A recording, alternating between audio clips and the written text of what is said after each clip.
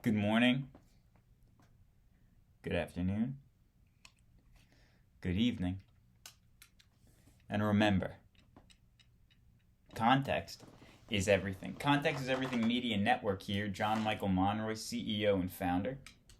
Context is Everything Media Network, episode 15, What's Under Your Hood.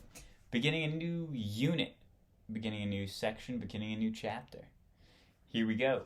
We just learned that the ancient Chinese are those who created the first 365 and a quarter day calendar. We've also learned about other things. Now we move on to ancient Rome, or ancient empires,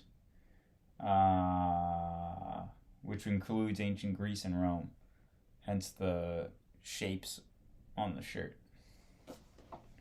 And the guy over there looks like ancient Rome.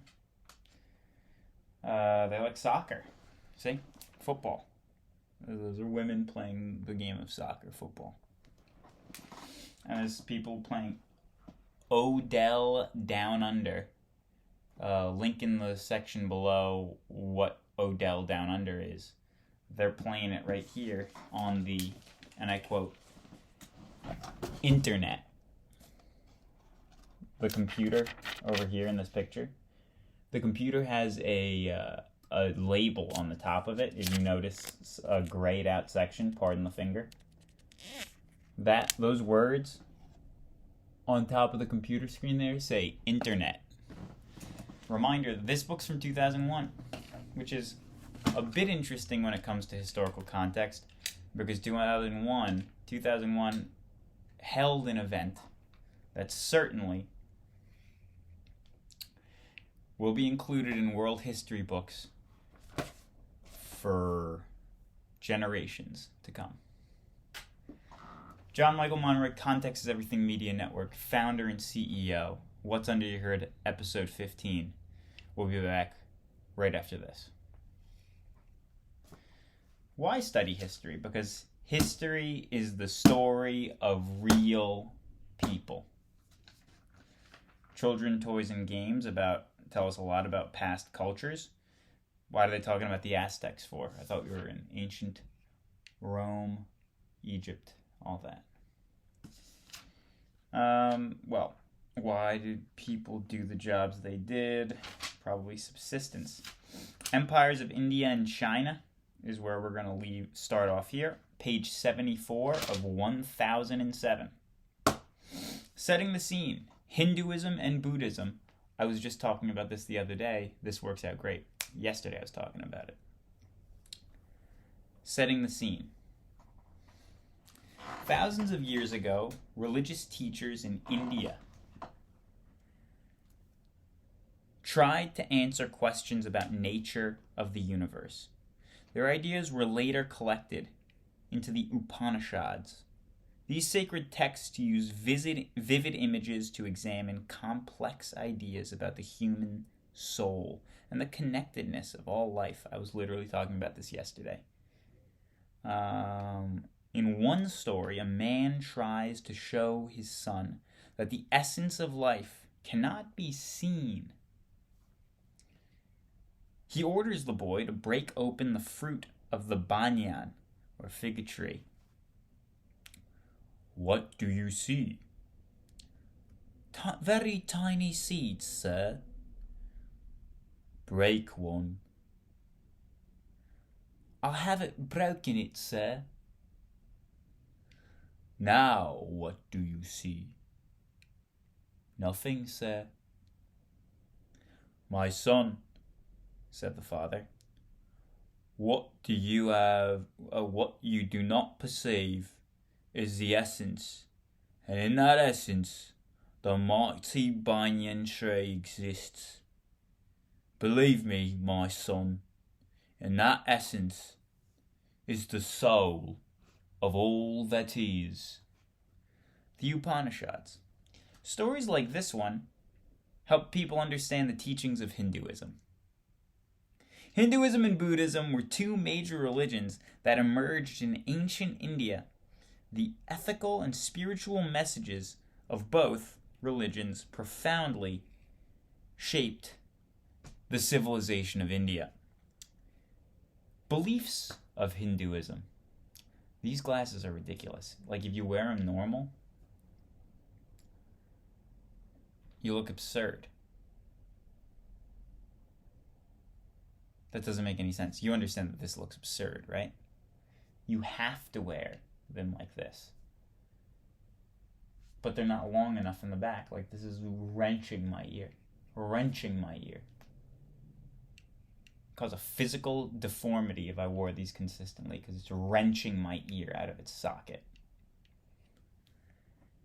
Beliefs of Hinduism. Unlike most major religions, Hinduism has no single founder and no single sacred text.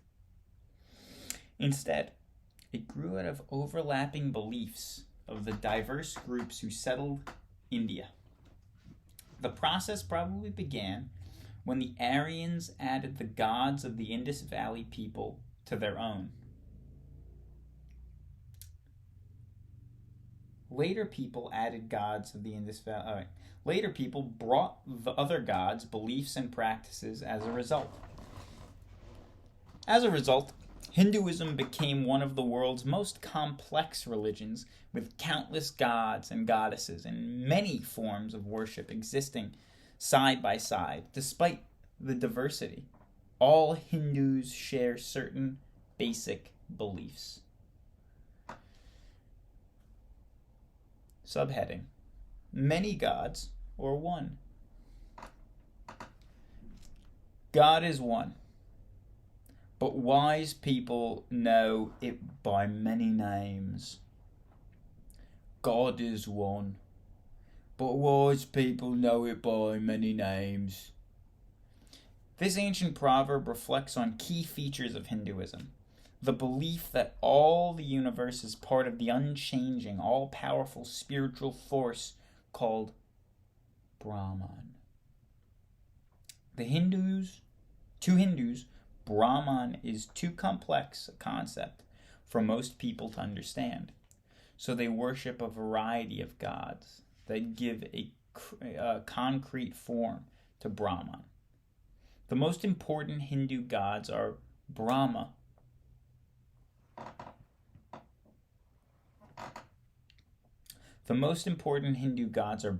the creator, Vishnu, the preserver, Shiva, the destroyer.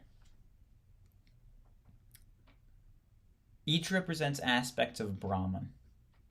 Each of these gods can take many forms, human or animal, and each also has his own family. His? I thought Shiva was a girl. Well, that's why I'm learning, right? See, I'm reading this because the title of the channel and the title of the empire, the media empire that is Context is Everything Media Network, right? Well, if context is everything, I need to build my context. I need to know history, historical context. It's pretty important, right? So, I think Shiva's a girl. This book is telling me otherwise. Maybe I learned something here. Here we go. Some Hindus, for example, worship Shakti, the powerful wife of Shiva. Oh, there you go. She is both kind and cruel, a creator and a destroyer. Sacred texts. Over several thousand years, Hindu teachings were recorded in sacred texts such as the Vedas, the Upanishads, and those were the only ones. The Vedas and the Upanishads. The Bhagavad Gita, for example, spells out many ethical ideas central to Hinduism. In that poem, the god Krishna instructs Prince Arjuna on the most important duty of personal desire and ambition. Let me read that again. That poem, the Bhagavad Gita, the god Krishna instructs Prince Arjuna on the importance of duty over personal desires and ambition. So I read it completely wrong. The importance of duty over personal desire. Interesting. There's a book written in the 90s by Stephen Pressfield that is like a modern version of it about golf. The Legend of Bagger Vance is like I guess what you'd call it like an entry point for somebody who's interested in the overarching teachings of the Hinduism's beliefs. You can read The Legend of Bagger Vance and you'll get the basic idea, and it's got Will Smith in the movie. Karma and Dharma. In each example, the goal of life. Let's keep going, right? The goal of life. To Hindus, every person has an essential self, or Atman. But Atman is really just another name for Brahman. The ultimate goal of existence, Hindus believe, is achieving moksha, or union with Brahman. To do that, individuals must free themselves from from selfish desires and separate them from Brahman, which separate them from Brahman. Most people cannot achieve moksha in one lifetime, but Hindus believe in reincarnation, or the rebirth of the soul in other bodily form. Reincarnation allows people to continue working towards moksha through several lifetimes. Karma and Dharma. In each existence, Hindus believe a person can come closer to achieving moksha by obeying the law of karma.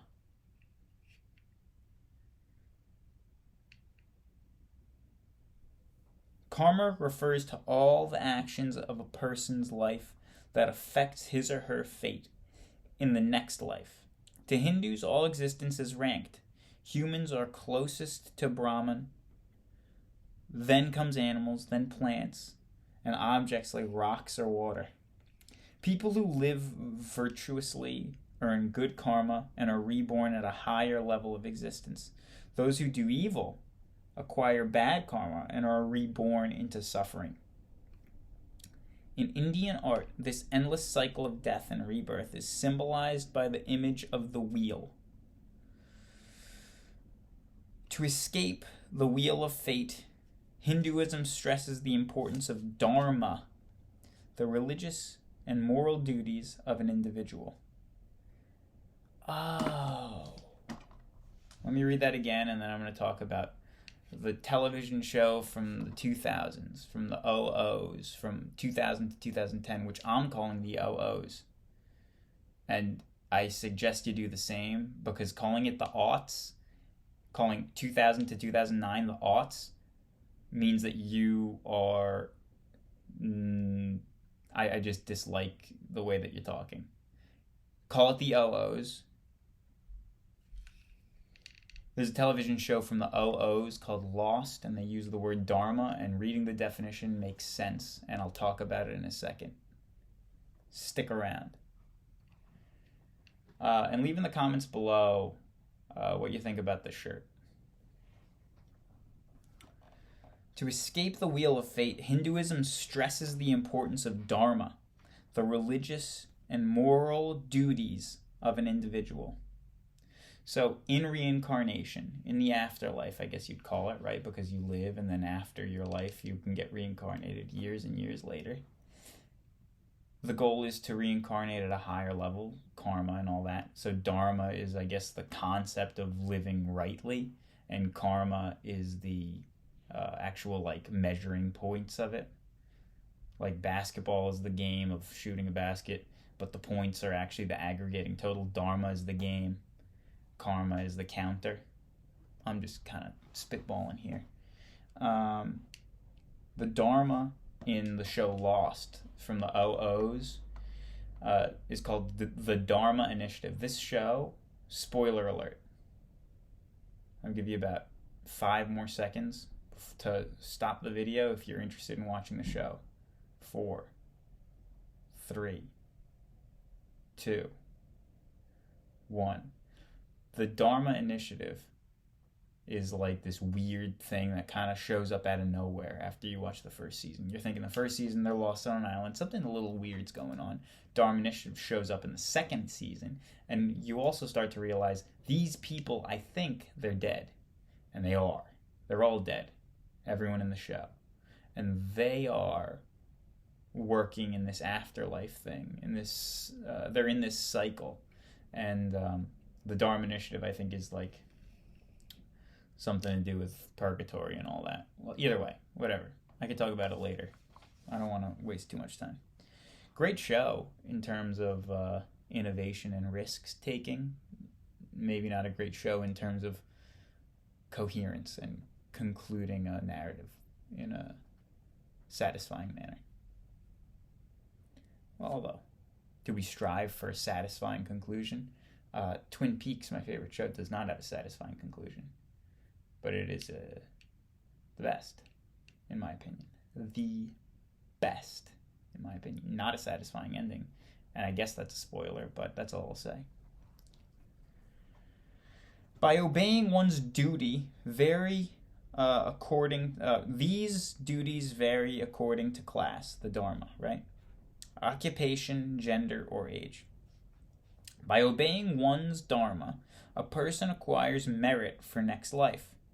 The concept of karma and dharma help ensure the social order by supporting the caste system. Yikes. Caste system, not good, as I understand it. Another key moral principle of Hinduism is ahimsa,